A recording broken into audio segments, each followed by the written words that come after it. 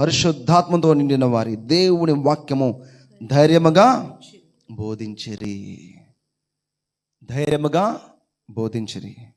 మనం ఎందుకు బోధించలేకపోతున్నాం? మనం ధైర్యంగా మనం ఎందుకు బోధించలేకపోతున్నాం? చెప్పి చెప్పనట్టుగా, అంటించినట్టుగా, తెలిసి తెలియనట్టుగా, ఎక్కడ దొరకకుండా లాజికల్గా జ్ఞానముతో తప్పించుకొని ప్రభా నేను చెప్పాను ప్రభా అని చెప్పుకోవడానికి తప్ప నీవు చేసే సువార్త దేనికి పనిచేస్తుంది? హల్లెలూయా. ఆలోచించేయండి. సాగు చెప్పుకోవడానికి తప్ప అది ఎందుకు పనిగా? దేవుడు కూడా దాన్ని యాక్సెప్ట్ చేయడు. ప్రభు కూడా దాన్ని యాక్సెప్ట్ చేయడు. దేవుడు ఆత్మతో నింపబడి వాక్యం ప్రకటించాలి అక్కడ. ఎందుకో వారు వాక్యం ప్రకటిస్తున్నారు. వారందరూ పరిశుద్ధాత్మ నిండిన వారే. దేవుడు వాక్యం సో నీవు వాక్యం చెప్పాలి అని అనుకున్నప్పుడు first go to your room, prayer room and fill with the holy spirit.